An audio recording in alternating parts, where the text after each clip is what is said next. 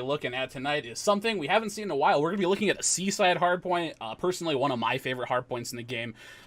So incredibly difficult for a lot of teams because the spawns are so hard to maintain control of. But those teams that are really good at it, they can absolutely blow some teams out. But we also see incredible comebacks on that particular map.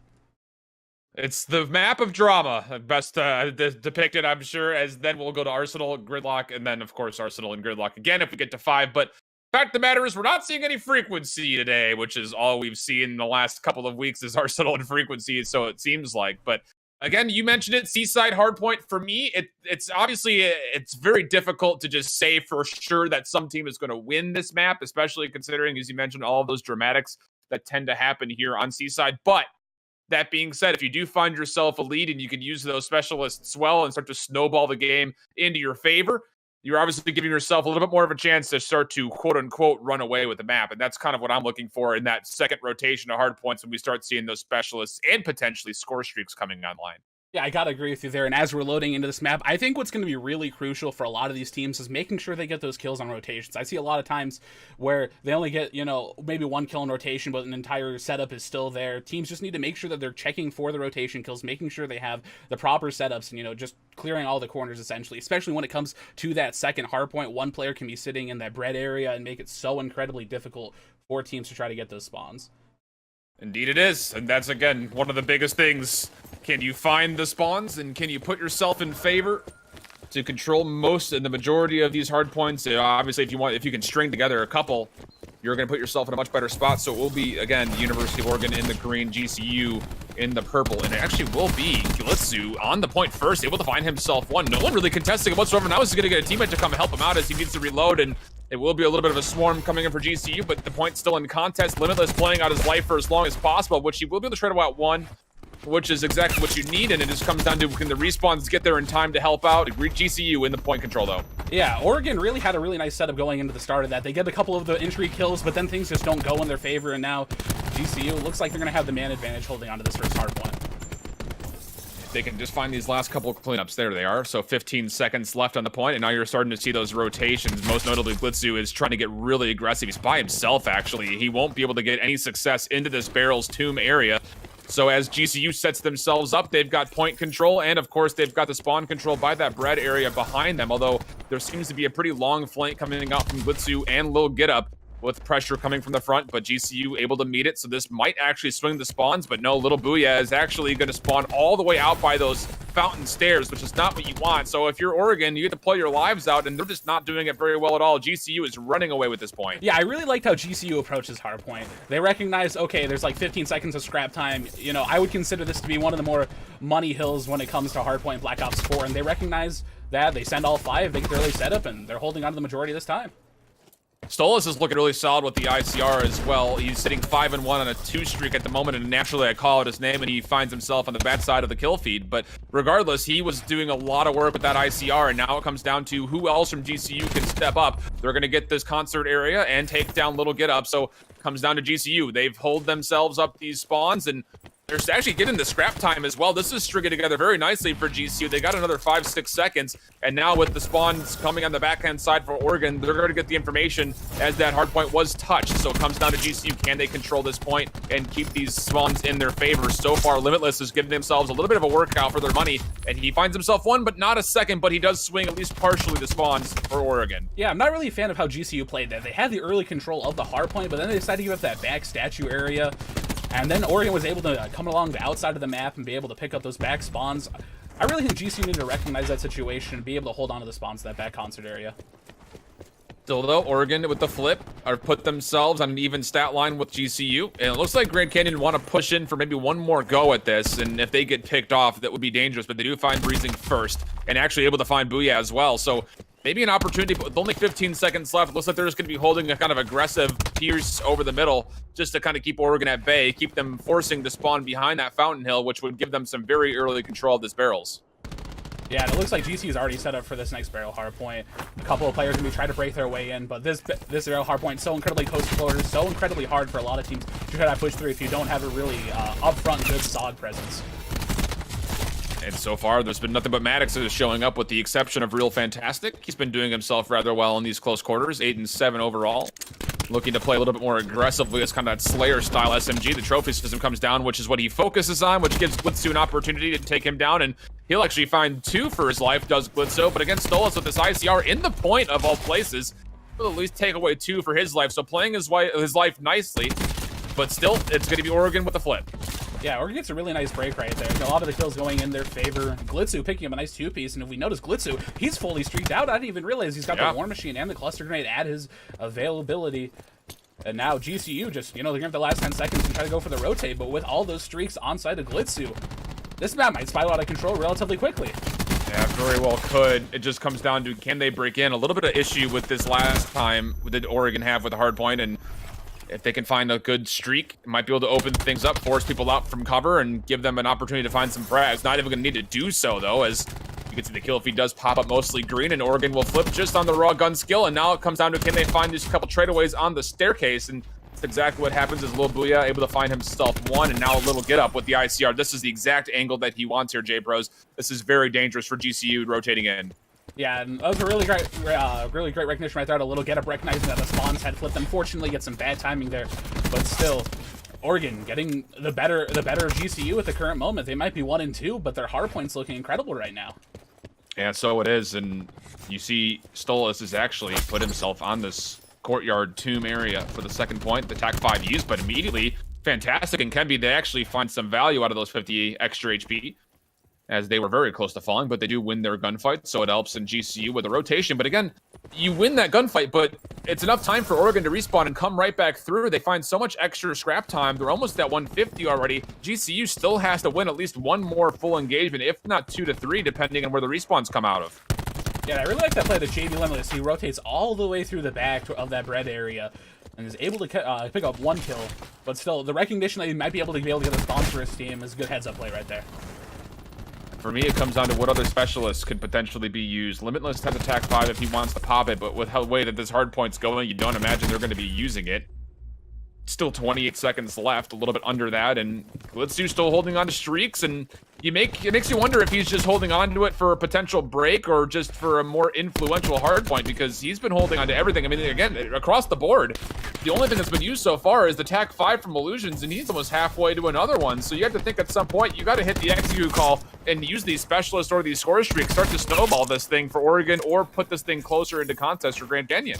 Yeah, this is one thing I see in a lot of games, especially in games like Overwatch with the specialist abilities. We see teams try to go for the perfect play instead of just getting the necessary utility out of it. And that's one I think a lot of players need to recognize. The specialist doesn't have to be the game-winning play. It just needs to provide enough utility for your team to be able to hold on to the hill or just make a necessary play. Now, the War Machine does get used for real fantastic, and he finds absolutely nothing with it. Now, Kenby comes in with the grab slam, and he finds 1, which might be enough to swing things, but again, no one was pressuring the spawn, so Oregon will spawn on the concert side, and now it's their turn to come back on in. Can they use any specialists to break this? Do they even need to? Glitz able to find himself 1, but too much pressure on the point for him to find a second, or what would have needed to be the third. Breezing and Limitless able to follow up, but still GCU controlling the hill for most of that time. And then they'll be rotating the first ones into barrels again. Yeah, I'm really unsure why Glitzu hasn't decided to use any of his streaks, especially when GCU had that had that hold right there. Really could have called in, the Lightning Strike or the Hellstorm at that moment and potentially gotten a free break. And with this next point, you can't imagine him using anything because, again, that drone squad has a tough time flying around indoors, and obviously you're in a cellar, so you're not going to be using a Hellstorm or a Lightning Strike, and it just comes down to straight gun ability. And you still look at Oregon, a lot of things left to be used. They still have a War Machine, still have an Annihilator, still have a Grab Slam. It's just everything on board, and they're not using anything. And yeah, this game's just close, but you have to be thinking from Oregon's perspective, how much more up could you be if you were using these score streaks and not just letting them sit? I mean, they're going to use them once at this point. And on the flip side, you look at Illusions, he's close to his second TAC 5. Fanatic is really close to another War Machine. So Grand Canyon with a very good potential to come back, depending on how Oregon specialists go. Yeah, we see that almost 4 specialists on the side of Oregon. Realistically, a lot of these players could have the potential to get the specialist, 1-2 times a map, and by not using it, early, instead of going for that perfect play, you go for the necessary play. We're seeing a lot of wasted specialist potential on these teams right now. Absolutely. And for me, I'm just going to kind of look at this from the perspective of Grand Canyon. Yeah, they're behind by about 25 or so, but regardless, they've got specialists to use, and they've already pulled the trigger on a couple. Illusions on the flank. He's got another attack 5 now. Finally, the Annihilator for Breezing. He's able to find 1, and again, you kind of, there you go, there's a second. We were talking about, will he find full value? Looks like he only got 2 out of it, but regardless, he was able to trade away that 3rd life. So Oregon will stay in control, and again, Glitzu, when are you going to use these score streaks? Yeah, we keep harping on him, but it really is just the one mistake I think that Oregon is making right now. Sure, they only need 30 points to win, but they could have won, 35 could have seconds won, ago. yeah. And Oregon... It's really confusing. Yeah, Oregon already has the early setup for this next hill. They're going to go for a couple of kills.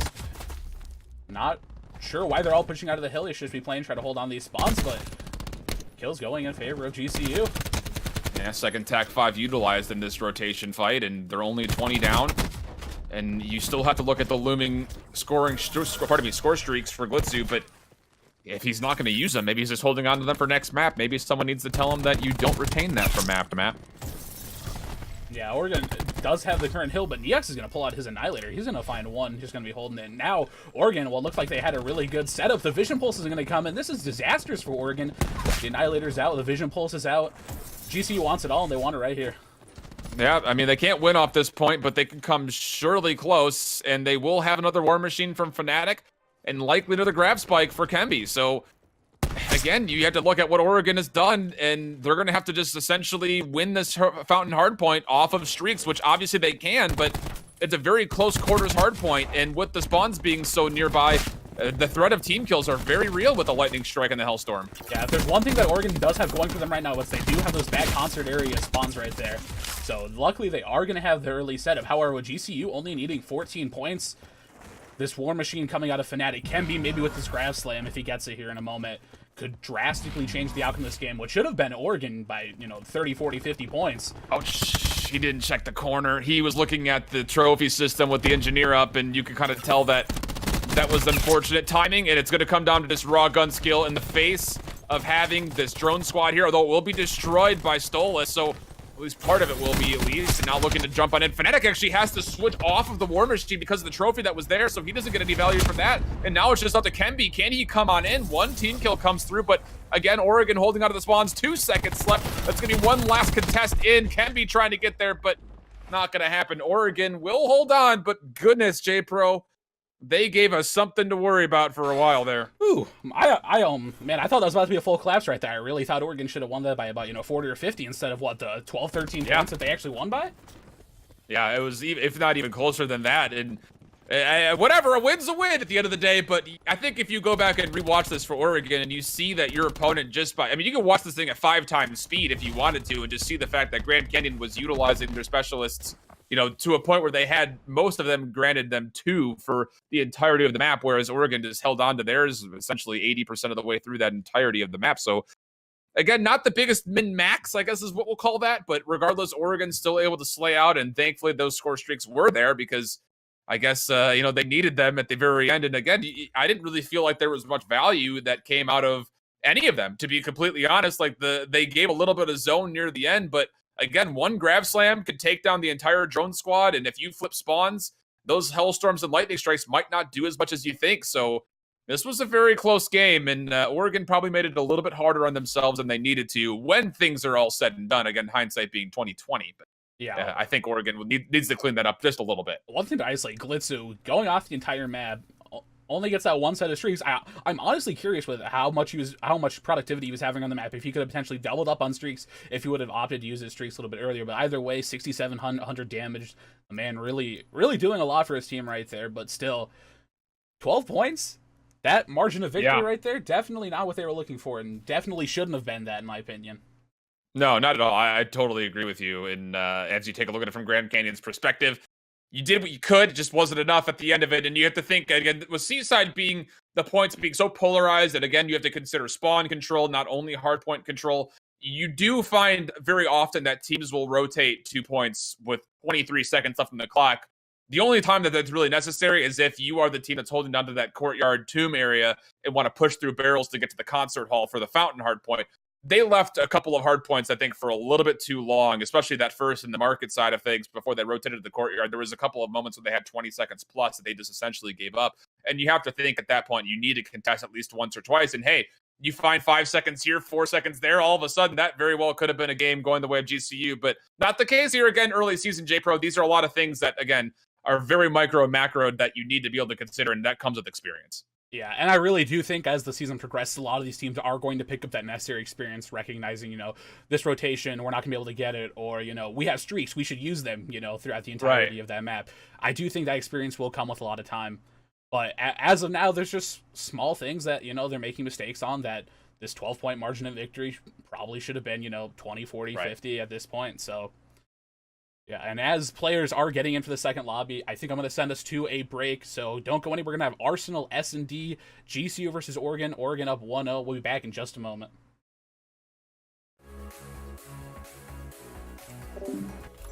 Hello, everybody. Welcome back. We've got Arsenal Search and Destroy. GCU currently down a map, though, as Oregon was able to successfully convert on Seaside. And again, this is one of those maps, as you already see the sniper in hand for Neo. This is one of those probably 2 maps, I would say, that the Paladin can really come into play. Yeah, I really agree, especially with Arsenal having these really long sightlines on both the A and B bomb sites. The Paladin, such a deadly weapon at range. Maybe a few hit markers here and there, but oh, that's a nice shot out of Neox right there. Cleaning. And wait, Kemby's actually sniping as well. They're running a double Paladin setup, and one watch left, one watch right, and each of them get a pick, and all of a sudden it's a 4-on-2. Although, oh my goodness, Breezing able to find himself too. Talk about giving yourself a chance, but it's going to have to be more than that from Limitus, as he's got a 1v3, and he's not quite able to find the shots for his Fnatic. So the first round off of double Paladin gameplay from Oregon will be successful for the first round. Or pardon me, for Grand Canyon. Yeah, I don't think I've ever seen a double Paladin setup. Maybe that's just a strategy they came up with in GB. What if we have one player watching the right, one player watching the left? But oh my goodness, Breezing. Incredible timing right there. But an interesting strategy right there. I haven't seen that before. Yeah. And again, as you take a look, the colors are backwards, but the scoreboard is correct if you're following along at home. Caught me for a second there, but we will see GCU now on defense, and will they run any more of these double sniper setups? I mean, you already know Stolas has been so wonderfully well found with this ICR, and he will be holding down B with the assistance of Kemby, and he does have a Paladin on hand. Yeah, and it looks like a couple of kills are going to be going in the favor of Oregon, in this situation. Man, the colors really got me there for a second, too, but it looks like the bomb is going to be towards this B bomb site. Yeah, it looks like that's going to be the commit, although as we say that, little Booyah wants to back out, and then actually doesn't know, he has no idea where he wants to go, really, by the looks of it. But with this, we are looking at a 3-2. Bomb is down. Oregon struggling with a little bit under numbers, but Neo still does not have a secondary weapon, so he's, again, it was a double sniper setup, as Kemby and Neox are both still using the Paladin. Yeah, it's going to be such a tough retake with the snipers here. One player's going to be playing that bomb heady, but now, oh my goodness, a 2v3 probably shouldn't have been converted there with the snipers, but somehow GCU gets it done. Overpeaked. That's typically the way that goes. Neo finds himself one, puts it to a 2v2. Extra pressure from the Saw gameplay. All of a sudden, GCU up 2, and man, maybe we need to be reconsidering the S&D meta. Yeah, absolutely there. I think one thing to recognize there is a lot of people have the mentality if the sniper misses their first shot, you should just overpeak them, try to get the kill while the sniper's trying to reload in that situation. But right there, it doesn't pay off for them and gets picked right there. So we're looking at 2-0. Oregon struggling just a touch to find them some success here in Arsenal. And again, nothing too dire, I would say. You hate to see the 2 rounds down, but again, it's early. You're not going to be looking at specialists or score streaks quite yet. Although if this starts to get a little bit more out of hand, you might have to be considering it, as you see a couple of players have yet to die, most notably Illusions and Neo. Oh, Kemby just spots one in that backsteps area. He's going to wisely back down. He's seen a couple of players close. Breezing takes out Hectic Illusions. Now it's a 5v4 situation for Oregon. And there was a tag that came through, and oh, there is Glitzu. He says, anything you can do, I can do better. He finds himself, too, in an ICR shooting the body from behind, and there's a round for Oregon, much needed. And, yeah, I guess if you're going to be running 2 scopes, we'll run 1, and we'll just see who wins the day. That time, Glitzu on round 3 gets them a much-needed round. Yeah, unfortunately, didn't catch the snipes there, but Glitzu taking out 2 players. I believe it was a double headshot with a sniper. Wow. That's all I got to say about that one. Love to see it. You take a look at specialists again as we're getting a little bit closer. A couple at the halfway mark. We'll keep an eye on that as we get into like round 5 and 6, which is when you start to see them more often. But yeah, one thing I want to highlight, Stoll is 0-3 right now. Just a small tick on that recon. I know that's been one thing people have been talking about. Oh, Neox with a nice shot. But especially with like recon, we see a lot of teams try to run it. But if a player isn't, living up to the standard and doesn't have enough kills, they're never going to get a recon in S&D. So maybe something to look at. I like this defensive setup for GCU. They've got scopes all over the place, and then it'll be Kenby with his 3rd kill. He just runs right up the middle with a SOG and nowhere to go for Oregon. A very clean round, but again, their scope on B and then 1 on A, putting all the pressure, forcing them to go back towards the middle rotation, and Kenby is able to get there and punish for essentially free, too. Yeah, Kenby, wow. Nice couple of shots coming out of him. Able to pick up that 3rd, but overall, nothing really surprising right now in this S&D for me. A lot of just, smart plays right there coming out of Grand Canyon. So far, as we take a look at what the season has been for GCU, all of their players have done over at least 100 damage per round. 3 players over 150 damage per round, so you consider, again, things like the snipers coming into play, but... 1 player, that's gonna be 3. Kenby just pushes up with no regards. 1 player may push back towards that lobby, and I think Hectic Illusion gonna try to plant this bomb here in just a moment. I say that as he just pushes into a corner. Comes down to who will make the first move, as Illusions wants to get in. But this is a tight angle to peek, especially if you don't have the proper support behind you, and he will actually be concussed. Looks like Fnatic wants to utilize the cluster to possibly open up some space, but be careful, it's coming right back to you. And little get up, we'll find one, but now it's up to Booyah. He's in the corner, but the vent play not good enough as Stoll is able to sniff him out. And now a 3-on-1 just up to Limitless. Yeah, and I think Limitless might get some good timing. Oh, I assume Hectic spotted him out in that situation. The bomb's going to be going down. 1v3 situation. I don't know if he saw him. Definitely an opportunity here, especially if he gets the first, which he will, but what do you do here? I guess the plays would be either rotate all the way through middle of the lobby or into the vent, which you can't imagine is the most confidence-building rotation. Yeah, I think the flank rout's probably a smart decision. However, with only 25 seconds left, he's got to book it. You gotta go, yeah. And then this player backstairs might not even recognize it. He's going to get a free kill here. And Stola's going to be in the 1v1 situation, and Limitless just can't win it against Stola's. Man, talk about leaving it up for chance there for a second. Stolas, you got the bomb ticking down. He lived with probably about 5 HP or so. You think you just back up, play the window, and let the timer be your ally, but almost allows the clutch to come through in very narrow fashion as we see Fnatic cleaning up to mid-round. Yeah, I realistically thought after he got that first kill and the player backsteps that he was going to be able to clutch the 1v3. Unfortunately, Stolas was able to pick it up, but still... a little too close for comfort. Similar to that first map. Just the margin of victory there probably shouldn't have been that way. Yeah. So 4-1 the score. Grand Canyon looking smooth here on Search and Destroy. And it looks like it's going to be almost a blind counter coming up. Both these teams going to be a big hit towards the B bomb side. A couple of kills are going to go in each team's favor. Limitless is able to bring it back. It's a 4v3 in favor of Oregon.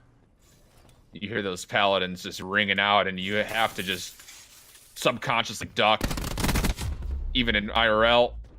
Just, But Limitless, meanwhile, will give his team another kill and put him up 4-2. Oregon with the potential to put this within 2 rounds, and that's exactly what you need because you're about getting ready to specialist rounds, and anything can happen from there. You don't want this one to snowball out of control. It's Neo, last player left. It's just a Mozu and a Paladin, and that's not the range you want the Mozu, my friend. Yeah. He will fall. I know the Mozu's an incredible secondary, arguably one of the better secondaries, Call of Duty's ever had in its franchise history, but still, you're not winning that gunfight against an ICR. Yeah. There was that opening kill from Limitless. Does he get peeked again here? Oh, goodness gracious, Solus, you can't do that. And then he picks up one on the flank. Unfortunately, we don't see that in the kill cam, but still, Limitless with some really high IQ plays right there. 7-4 as well, so he's not only on the TAC 5, but he only 350 off of streaks. You put down the resupply, you TAC 5, and you're just about there. Yeah, that's one thing I don't see a lot of Crash players doing. I don't see them putting down that resupply and getting the free points from people picking it up. But still, Limitless. Not sure why he's not opting to pop it. Maybe get himself closer to streaks, but still. Their call. This is a bold call, too, for him to be pushing through with an ICR. Fnatic is being mindful of the flank, if not just abidingly so. He does have the bomb as well, so he can't stay here forever, and I think a shot did crack right in front of Limitless. He's got himself a free target. How about a second? You got to be careful. You don't want to lose your streaks. It's a 2-on-3, not favoring Oregon, and yeah, that's, I think, a mistake. And Lil Booyah, he's in a world of trouble right now. It's a 1v2 situation for him. He only has a saw against, I believe it's a Paladin and Pneumatics. Yeah, that's the wise call. Just back up. Maybe you can get some good timing on them. But will he play the vent or just roll? He's always going to go all the way around. Yeah. Bomb will be planted here at 8. I like that play out of Hectic. One situation with the objective. I like that play out of Hectic Illusion, you know, planting while standing up. A lot of teams opt to just, you know, lay all the way prone while they're planting that bomb, but he recognizes he's going to hold the cross right at their feet while planting the bomb and make sure he gets that information first aim.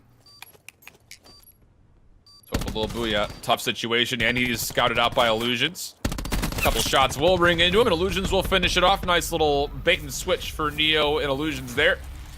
5-2, we're going into map point all of a sudden, and yeah, Oregon, this is starting to be becoming the time where you have to use whatever you have. You have to imagine that Attack 5 will come through, and you have to think, well, if you just used it the round before, would you get yourself on score streaks? Because that was pretty much the only comeback potential they had, at least looking at the differential that we have currently. Yeah, and I think that's one thing teams gotta look for when they go back in VODs, recognizing how close they are to streaks in certain situations and what they can do to be able to get them, because streaks are incredibly powerful in this game. The Hellstorm, the Lightning, and the Drone Squad all can do wonders for a team, and the Attack 5 is gonna be popped by Grand Canyon. Looks like they don't really have anything else, though. Just the Annihilator for Neo, and of course he's already using an Annihilator in some fashion, as he's probably still using the Paladin. Looks like it's just going to be a slow mid-hit. But GCU also playing pretty slow in this situation. Just waiting for one team to make the mistake. GCU does have the man advantage. And Limitless was that first blood, so no chance for Attack 5 for Oregon. And look at this. A little bit of a scurry coming out from A. And Illusions will at least find one. That was the bomb carrier as well. Neo, why not? Mozu action in the vent. And we're 4-on-2. Desperate hopes for Oregon. Now Neo's popped out the Annihilator as well. Yeah, Neo's going to find one. It's all on to where Breezing is. Breezing in his back step area. But yeah, this is 1v4 not situation. Winnable. Yeah, 1v4 situation, no specialist in your back pocket. Almost zero chance of winning. I say almost because there's that rare scenario where a 1v4 can happen, but in this game especially, that's not happening. I will confirm for you, scientists just came back from the lab. The chances of him winning that round were 0.005%, so not 100% guaranteed, but I'm just making stuff up. But here's that play from Neo once again, using both forms of pistol, one hitting for a little harder than the other. But you'll take that every day of the week, and we'll go now 1-1 in the map total, so we will be seeing a map 3 and at least a map 4. And wow, that was an absolutely smooth search and destroy from Grand Canyon. Again, some of those missed opportunities that they had in the hard point, not at all missed here, as again, the double scope that came through was a big surprise, definitely kept Oregon on their heels. They double peaked a number of times, which Neo and Kemby, I'm sure, appreciated early on, and then they able to respond with one of their own from Glitzy, but it never really seemed to go the way of Oregon just through and through. And again, you take a look at things like not using specialists, being so close to score streaks, kind of like the same situation we had in the hard point, the mistakes from Grand Canyon that were kind of costing them the map there, similarly so here for Oregon in the search and destroy. Yeah, and one thing I isolated before the map started was the recon choice of the specialist. I think with how incredibly hard it is to be able to get the recon specialist, especially in S&D if it doesn't go very long, I would much more opt for, you know, the pick of where you pick the Seraph or even the Prophet. Even though the Tempest isn't necessarily as good as it used to be, I still think you're more reliably going to get that over that Vision Pulse. Yeah, absolutely. I mean, especially as far as search and destroy, that thing you have to go to round 11 before you get that, essentially. 10 or 11, maybe 9 if you're carrying your team. But yeah, I totally agree. Is that, you know, are you using the proper resources to set yourself up for success in the first place? Again, a lot of considerations. These are, you know, semi-amateurs, maybe some semi-pros in it, depending on what they're doing in the game battle scene. And of course, with being the first season of 5v5, a lot of considerations across the board, not only being able to play the game as a full 5, but finding 5 solid members from your university of choice. that's obviously a consideration as you move through. But still, we're looking at a 1-1 map total. Control coming up next on Gridlock should be a very exciting one, as we've seen a lot of very good rotation play out of both teams, and this is definitely one of the maps when it comes to the control, especially where those rotation kills are really crucial after 1 point has been taken. Yeah, Gridlock seems to be one of the more difficult control maps, in my opinion. You have that showers control point that you have to hold, and then that back 18 point. I see a lot of teams just try to opt to hit towards that shower point right away as they think it's the easier point. But in my opinion, I think that's just a little bit harder. Such close quarters, such chaos going on. One grab slam or one cluster grenade could change the entire outcome of that. But I'm really excited to see how both these teams play. We saw on that CCL hardpoint, that barrels, a lot of close quarters engagements going on, and both teams pretty effective in going at it. So I'm really looking forward to this Gridlock. Yeah, same here. I'm definitely pumped to see it. And of course, a very pivotal map. This is, I would say, out of, when you look at a 1-1, obviously the next map up could be a very big momentum shift. But the fact that it's also control, which you get elements of not only obviously capturing hard point style things, but also managing your lives and just being able to frag out. This is where the morale can really take a big hit if you end up getting swept up on control. You're not getting the kill totals. You see it actually quantified if you're not doing so well, like just in the straight objective portion of the map. So that's one of those things that if this goes one way or the other really convincingly, we could see this one start to get out of hand, especially as we go into the hard point for map 4. But not quite there yet, as both teams, again, sitting in the West Division, kind of even in the middle of the pool, a very pivotal matchup to set up some possible early dominance in that Western Division. Yeah, and as we're going to be going into it, I'm going to send us to a little bit of a break. Next up, we've got Gridlock, Control, Oregon, Grand Canyon tied up at 1 apiece. We'll see you all in just a moment. Welcome back, everybody. We are here on Gridlock for the Control. Again, GCU, Oregon tied up 1 a pop. And we'll see things moving to map 3, a very pivotal one. Again, we've seen a lot of hesitation when it comes to specialists, and goodness, if there was ever a mode to really kind of exploit that, it would be Control here, J-Pros. Yeah, I got a great Control, the new addition to Black Ops 4. Honestly, I really like it a lot as a third game mode, but I think it all comes down to the teams that use their specialists better. Simply put, as a close quarters point, a lot of these specialists can be area zoning or area destroying, if you want to think of it like that. Yeah. And it will be GCU, again, on the offense, able to set themselves up nicely in the kill feed, as well as on capture point A. It will be at least 1 tick given away. The rest of the team coming to swarm on. Will Oregon contest? Again, all those things that we saw from the hard point when it came down to, do we chalk it up? Do we contest? You got to really make those decisions very, very big here when it comes to Control. And it looks like Oregon will be able to supplant GCU's offense and keep them only at 2 ticks as they deplete most of the third. Yeah, and Limitless, 30 HP, he needs to heal up right here. And that's what happens when you don't heal up, the instant beatdown. Neox finds 2, Kemi finds another. There's going to be 1 player left in this hill. That's going to be a little booyah. He's able to actually get the kill as Glitzu. So progress at B is the one that's now going, and it looks like now you'd have to make a decision. There's 2 ticks of progress. GCU with the 100% flipperoo, and Oregon not able to rotate back to it in time. So all of a sudden, point B about to be captured. Arguably the harder of the 2 capture points. And yeah, there it goes. And you also have 2 capture ticks on A. Things went swimmingly well from GCU. Where was the defensive rotate from Oregon? Yeah, and it looks like they're going to already capture this A. Nobody from Oregon's like really even close, and that's going to be a GCU with the free round win right there. I'm not sure if it was Oregon or over-rotating that situation, or if it was more so a situation of GCU just, having the smarter play. It kind of felt to me that Oregon never really played the middle portion of the map. They just full swung around from their respawns, and it just kind of went like, all right, we're going hard A, or, oh, we got to go hard B. And with nobody playing in the middle, there was no pinches coming from behind, which allowed GCU to put 2 players from A back around after they respawn to go to B, and they found 1 tick of progress because of all the time that was delayed at A. All of a sudden, again, we talk about a dominating performance. Even though the kills were close, the rotation's vastly superior for GCU. Yeah, and one thing that was really odd to me was when GCU was capturing that back 18 point, it seemed like GCU and Oregon had basically flipped spawns because Oregon was trying to push from the back of the hill, and GCU had control of the entire 18 area. Really, not really sure how the situation played out, but either way, GCU gets the first round, and Oregon has the first setup in the second round. Oregon able to find out essentially a full team wipe. Pistolas was on the long flank, but would be sniffed out by Limitless, so this should be at least 2 capture percentages. Although, again, there's only 1 player here. Okay, finally a second full set on point, but That was easily, should have been 2 ticks, and now it comes down to will Oregon try to play for something cheeky at B. Actually, they still don't even have the second tick here at A, so missed opportunities again from Oregon, not quite rotating in, not sure where they wanted to go. This is a late second hit from the respawns from Oregon, and they are up in lives, and they finally will get that second tick as Kemby could not play his life out fully. It will be Fnatic on this long flank to try to hold off the third tick, but I don't know if he's going to get there in time. Yeah, and it looks like Oregon's going to capture that zone A, and as they're going to be rotating back on over, GCU honestly just play a little bit better defense. 2 minutes, a lot of time. Oregon is up by 4 lives in the life pool, but still, GCU needs to get a good hold here. And I think at this point, if you're looking at Oregon as you are starting to get wiped down by Neox, you need to find a way to set somebody up for either streaks or get into their specialist, as a number of players have surpassed the halfway mark, most notably most of them coming from the Oregon Ducks side of things.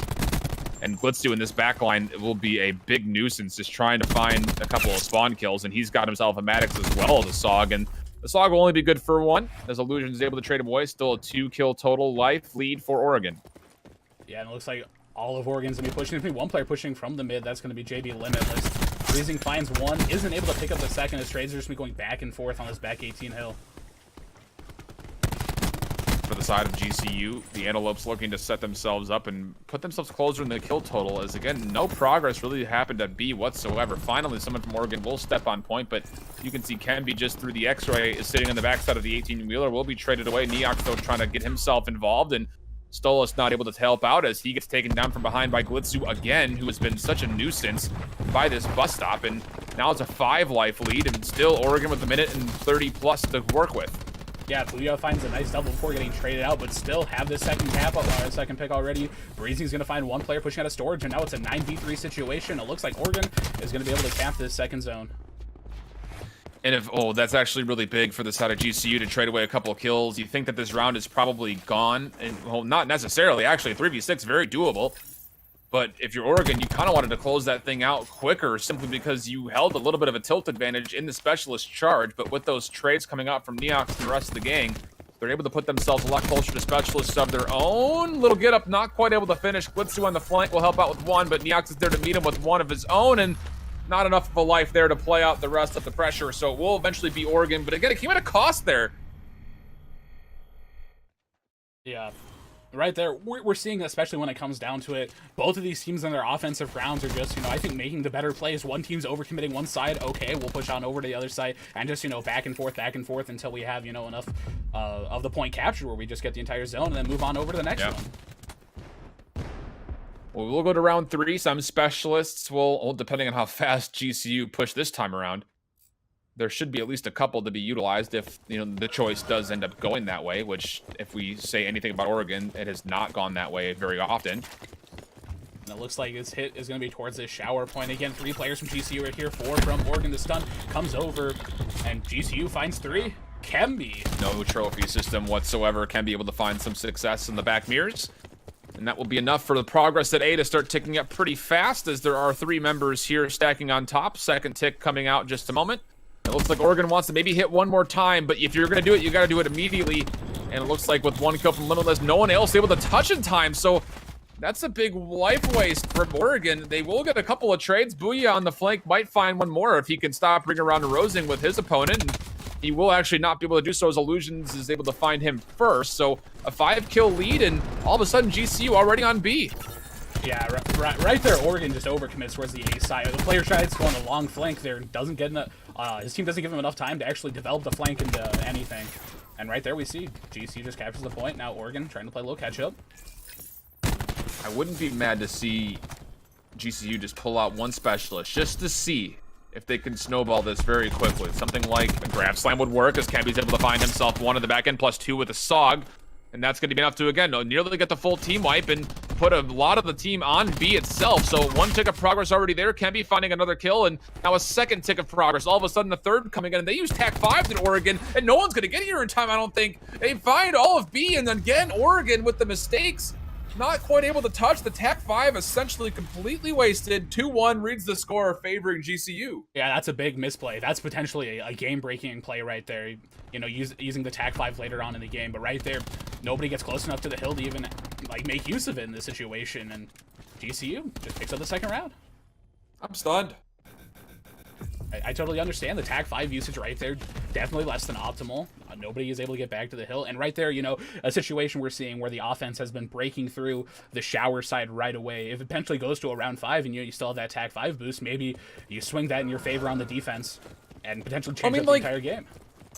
The big thing for me, J-Pro, is like, in theory, you look at what you have and you look at TAC 5, that doesn't do anything but give you more survivability. So if you're not on point, you need to get kills on point. Is TAC 5 really the thing to use to break a point? I mean, in that instance, I can't really find the rationale to do it. And now all of a sudden, Fnatic has got himself a war machine. Speaking of clearing up the point, and he finds himself two. Yeah, that's really nice by the Fnatic. He pushes all the way through mid, and nobody really picked it up there, and GCU gets a nice break. As I say, that now it just comes down to, I mean, again, 2-1, and they're setting up the defense nicely. Oregon, again, you need to use some. This is where you want to attack 5. Just have all 5 members at 200 and bum rush a point, but they obviously don't have it, and they've got everybody else essentially has streaks. Are you essentially just waiting for a little get up to get a vision pulse to combo with them? Because at that point, the time might just be a little bit too low in the bank, and the lives aren't favoring you. There's just a lot of question marks for me about this Oregon specialist usage. Yeah, it comes back to the entire thesis of the first map. You know, we see teams just holding onto the specialist a little bit too long, and you know, maybe a little bit of misplay right there, and potentially, you know, Oregon changing up the entire game. They do find themselves a couple of ticks of progress here at B, mostly thanks to Glitzu. You heard a lightning strike be used, but didn't find anything. Glitzu looking for one more shot. Won't be able to find it against Illusions, but the capture at B will come fully through for Oregon, and they actually found themselves up in the life total as well. So they are swinging this round around, but goodness, I feel like they're just leaving too much up to the chances of the game. Yeah, a lot, especially when you have the potential for to get your specialist, you know, 1, maybe 2 times in a map. By not using it, you're just, you know, not giving yourself the opportunity to get, you know, 2 uses out of it, whereas the opposing team might be able to get, you know, 2, maybe 3 uses out of it. Neox doing such a nice job holding down that middle area of this hard point. Booyah will push on through. This is a very aggressive angle. Stolas likes these aggressive angles. My goodness, with this ICR, able to find 2. Fortunately, that TAC 5 boost came halfway through. Now the vision pulse. And again, you look at Oregon. What are you going to use and when? It's now because you're seeing an Annihilator from Neox. He finds himself 1 with it. And GCU starting to come away with the kill total lead. Yeah, Little Getup does have his Vision Pulse if he opts to use it in this round. You have to, I think. I agree. I think you absolutely have to. You got to use something. Fortunately, Breezing does pull out the Annihilator, find himself 1. But again, he's over the middle portion of the map, so he's got to play aggressively. He's not even looking the right direction at the moment, so he's about to get pinched.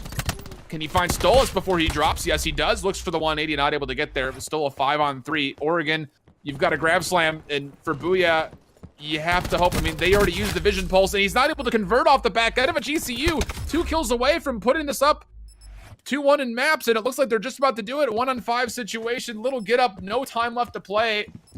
Oh, my goodness. Yeah, and that right there, it was just massive misplays right there coming out of Oregon. What really should, you know, maybe have potentially gone their favor. They had the specialist, but still. Yeah, and Little Getup's just getting pushed. That's going to be the game for Grand Canyon. Again, I hate to harp on the specialist usage, but it's so important. And Grand Canyon, since the hard point, has looked a lot cleaner as far as when they're deciding to hit the execute call and finding a lot more value just generally. Again, Oregon just holding on for, I think you hit it nicely when it came to the Overwatch analogy of wait till you get the massivest Q button of your life to hit that ultimate. But it's just, again, when you're dealing with very skilled players and ones that have the IQ to know where your charge is, you got to figure that they're going to be looking to play around those a little bit more loosely. So, I mean, if you're Oregon, you just got to make something happen. And I got to go back to that TAC 5 again, because again, like, you're in a very low kill situation. The point's at 2 ticks. You have to find a way to contest, but to contest as a defender, you not only have to get there, but you need to open up the point as far as the kill totals go. So the TAC 5 doesn't do any of that. It gives you a little bit of extra survivability to get to the point, but it doesn't help you to break it open and get the kills that you need in theory, because it doesn't have any actual kill potential in its usage. It just gives you survivability. So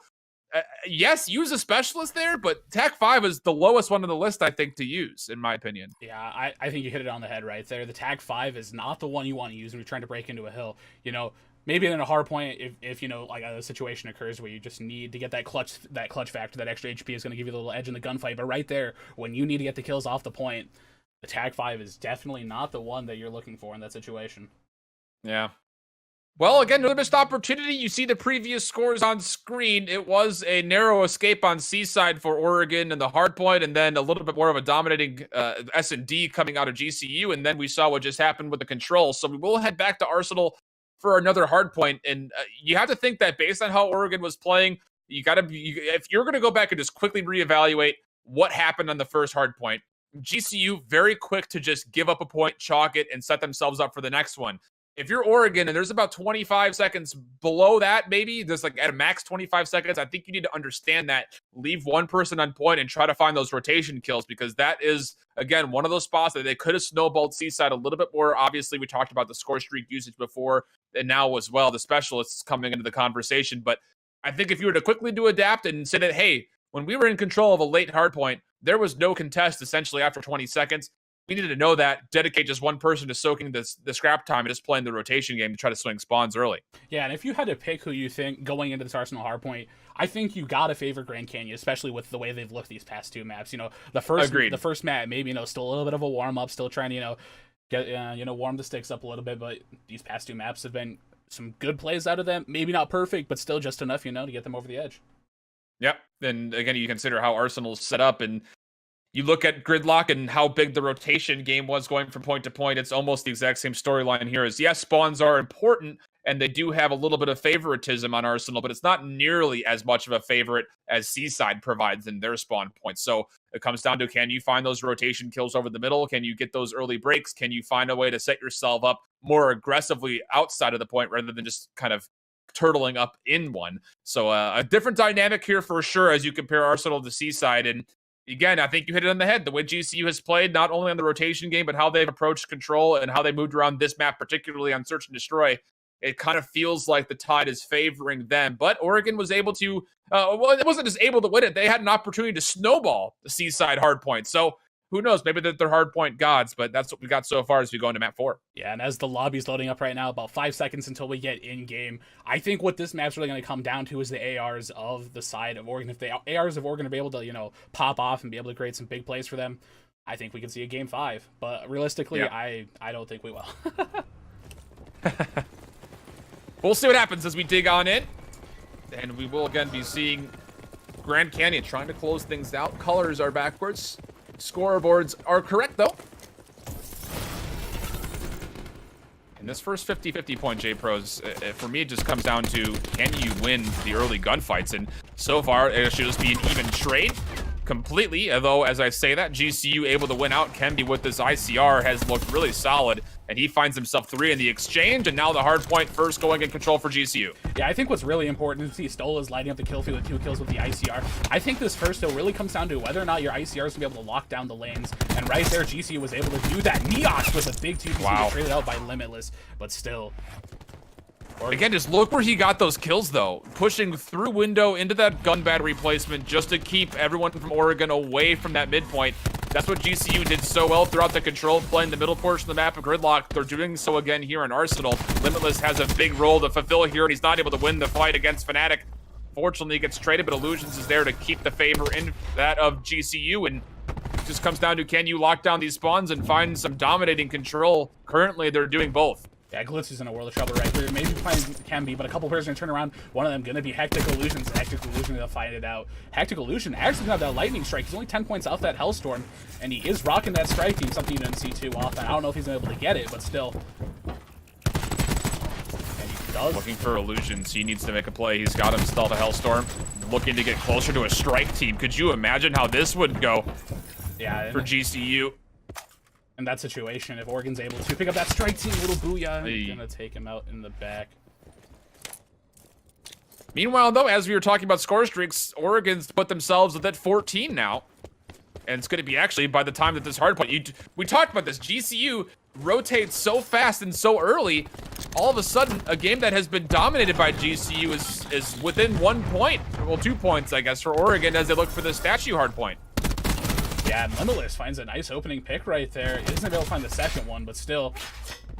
I think right now we're seeing GCU is just getting out-rotated, but somehow Oregon's able to break back in. It's the ICR gunplay for me. Stolas and Kemby at different times have used the ICR. Stolas has been locking it down more often. Kemby has switched back over to a Maddox after that initial team fight over the middle, and Neox from the right side of lobby doors. Good help all over the place. And now a GCU pushing to get aggressive. I like this call, but you have to be careful because of that headshot box. Very dangerous, and learned the hard way was 2 members from GCU. Yeah, and Breezy picks up a nice 3-piece. Unfortunately, it's not going to amount to much as GCU is still holding on to this time. You take a look again. Illusion still holding on to 2 of those score streaks. And you look for early advantage. Do you just pop those early? I mean, he found an opportunity to get aggressive, and it paid off early. I'd love to see that be fully capitalized. Absolutely. I want to see the opposite of what we saw in that first match. You know, Fnatic finds a nice to make that 3. Oh my goodness. Wow. But still, use your streaks early and often. That's my philosophy in this game. When it comes to this game, you never know if you're going to pop off and get some more streaks. And if you do, and you overlap, and you don't actually have the ability to get 2 sets. Oh my goodness, and with the cluster nade from Fnatic, he's looking to get closer and closer to streaks, just 325 off. Just bait and switch with them. Don't peek that too hard. That Maddox is not what you want to be fighting against at that range. But Kemby will be there for the assist, but still the point very much so in control in the back end of all of this conversation for GCU. They're almost to 100 already. Yeah, and we're just seeing some great rotations right now at GCU. As they're going to lose this scrap time, Fnatic just turns around. But still, you know, 15 seconds, okay, give it to GCU. But still, if you're able to hold one of these hills, you know, get the perfect hold, this game could just snowball in Oregon's, or excuse me, in Grand Canyon's favor right now. I mean, this is actually a rotation I approve of simply because you have a member 100 off of streaks. So get the 50 for capturing early, but where's the help? Oh no, that feels so bad. Now Illusion's coming back in, almost to streaks, at least partially so, was Fnatic. He was on about a 7 streak, but it would be shut down, and that's a clutch pickup for Oregon. So now it just comes down to, can you break this point and put this game a little bit closer to even? Yeah, and the one thing I want to see that Grand Canyon does is they take note of what happened that first game. Oregon had streaks for the majority of it and don't use them. I really want to see Hectic Illusions, you know, actually use these streaks and get some actual use out of them when it comes down to the game, you know. Annihilator found 2 for breezing. You like to see that, at least in trying to break the point. But again, where is the support for the rest of the team? Finally comes back. Let's do it in a nice spot to hold down this cafe diner area. And that will actually be Oregon finding, well, if they can find one more kill, it'd be a full wipe. But Neox pushes on in, and he finds himself a hard point for free, so scrap time goes to GCU, and they're very close to rotating on in for this midpoint, and Neox with 1 of the entry. That's going to be huge as far as being able to set things up. And you pop the Annihilator here. Doesn't even look like he needs to. He's got enough help from Stolas on his left-hand side to clean up 2, and GCU looking to put themselves in solid control of our second rotation from this first hard point. And Neox going to pull the Annihilator out. He's 19-8 right now. The man is on a tear. He's on a 2 streak, and he's just going to be holding. Oh, he finds a collateral with the Annihilator to hold down that Kitchener. Gets shot in the back from window, but still. GCU with impressive setup right now on this middle hardpoint. 21-9 for Neox, leading the server by a mile. Stolas, though, again, still locking on this ICR point in contest for only a small second, while again, Fnatic is able to rotate around very nicely. And goodness gracious, we've got this stuff going on nicely for GCU as they continue to find the good helps, good bait and switches, and now they're up to 150 plus. Oregon, this is starting to get a little out of hand. Yeah, and one thing I want to recognize right here is Stolas. He's already on the rotation along with Hectic Illusions. They're already holding down the second point in spawns. And, you know, Oregon, they're going to be rotating through that gun side of the map. If Hectic Illusion decides to call in some of these streaks on rotation, he could pick up a couple kills, and he's going to do that. He calls in this Hellstorm. He's in the spot 2, maybe 3 over here. Picks up 2 with it. And that right there is the correct usage of the Hellstorm. And he still has that lightning strike as well, so extra zoning and kill potential there, obviously. 175 counting up. Attack 5 used. Grab Slam came out just behind for Kemby. Mini stun comes through, but again, just so much in favor of GCU on this hard point, and things are starting to get a little bit out of hand. And again, you take a look at what Oregon has. A War Machine, Attack 5. They also have a Grab Slam. You need to use something to try to put this game back into contest. Yeah, and right there, that's exactly what I was waiting for that first map for Oregon. Do exactly what GCU just did to them. And look at what the results are. They're up by 105 points. Yeah, sure, Oregon is going to have the hill for about 15 seconds of scrap time, but still, you're up by almost 100 points. Yeah, now Attack 5 only finds 3 players from Limitless. Again, it's just poor timing there. They wanted to contest the statue early. They will find themselves on the point, but they have a lot more work to do than just stand here. Is, again, player from the lobby, player rotating around from the backside spawn for GCU. Tactical Illusions wants to ping out a lightning strike, rather, and he was caught just on the elbow. So he would put it away, and now it just comes down to GCU trying to get themselves involved on the point. 2-12 and counting. Oregon not quite able to get there a touch. Yeah, and it sounds like the War Machine isn't coming out. Fnatic does have it out. Gonna be getting a bunch of hit markers. I think he only was able to find 1 kill there, but still the GCU's able to break in. He's gonna find 2. And there's gonna be one more play here. Okay, right there. Grand Canyon just, getting the breakout. And I think they still need 1 or 2 seconds left. But still, great break.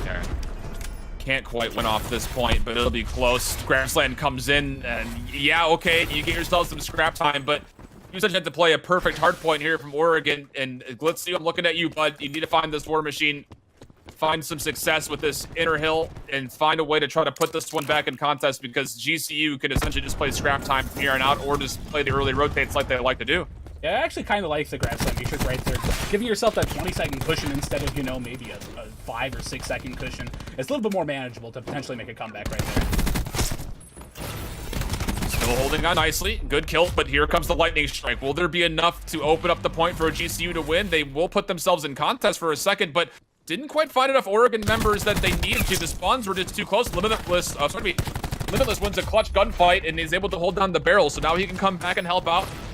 Although, does he have any more bullets? Yeah, there we go. And he would have his fist out for a second. Now it is GCU with numbers on point. Yeah, and Limitless needs to have a pretty flawless run. Yeah, and Oregon just really needs to contest right here. A couple of kills are going to be going in the favor of GCU. Oh, Getup's in a world of hurt right now. There's going to be 3 players.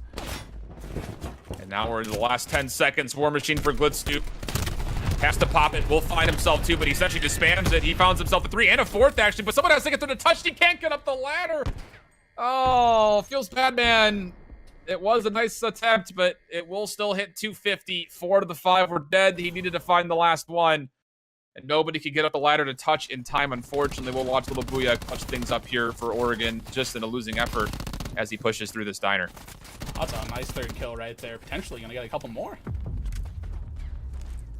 But still. I don't believe he gets one more after this. Oh, he does. Okay, a little quick corner turn. But yeah, it was you take a look back at kind of the storyline that we set up for these 2 teams, and I think it just got re-emphasized more and more as the story progressed. I mean, the specialist usage, not quite there for Oregon. GCU would eventually warm up and start to utilize them to a very full potential. And, it gave him a very convincing hardpoint win there. A couple missed opportunities. But again, I think if you go back and watch this from Oregon's perspective, you're going to find a lot of information as far as where we did let things go. Obviously, they could have done maybe a little bit better. If you're looking to really improve, you look at the W and even say, hey, this was good, but not good enough. And then you go back and look at those last 3 straight maps and you say, okay, all these games were very winnable for us if only we did A, B, or C, depending on the map that you're looking at. Because again, it was a very close matchup, even though it will read a 3-1. Oregon, not by any stretch of the imagination, too far behind where GCU has put themselves. Yeah, I got to agree with you there. I really think Oregon could have brought the series back. I think a couple mistakes in the control and maybe a few minor mishaps in the S&D. I don't, after Oregon, being 1-2, have that forfeit win against Finger Lakes Community College, but still, they played pretty well. They played better than I expected them to play, to be honest. Yeah. They had just a few small mistakes, and I think a lot of that just comes with experience, like we talked about earlier. It's all about making sure, you're recognizing the correct play, and that just comes with playing more, and as the season progresses, I think Oregon in particular is going to get a lot better. Yep, I think the same conversation can still apply to GCU as well. Obviously saw some absolutely incredible sense of gunplay coming out of some certain members throughout the entirety of the roster at different times, everyone getting involved all the way throughout those 4 maps. But of course, there are a small couple moments here and there for them to improve upon. So that's my biggest thing. We can come down as being a little bit maybe too harsh when it comes down to some of these analysis things. But regardless, it's one of those things that you take a look at, and this is, early season jitters, early season kind of hiccups. You get those things smoothed out, and by the time you hit that mid-season stride, you can find yourself in a very controlling spot in some of these divisions. Yeah, I think for a lot of teams, if you're having a little bit of a slow start, it's okay. You've got a lot of weeks to prepare. You've got a lot of practice time. I think I looked the other day, there's like 10 weeks of matches left to be played. You have a lot of time to figure out your chemistry, a lot of time to find your stride. And once a lot of teams hit their strides, there's going to be a lot of incredible and a lot of crazy matches as we go down the stretch. Indeed, but again, as we wrap things up here, GCU with a 3-1 victory will put themselves further up in the Western Division standings, sitting now at 3-1. Oregon slipping a little bit below where I'm sure they would want to be. But again, they have played up against some pretty incredible opponents so far. And the road never really seems to get easier, but you have to think that after this first hurdle, you start to get in the swing of things and you can start kind of taking those strides towards success, which is what we're looking for in the future from the MJ Pros. Yeah.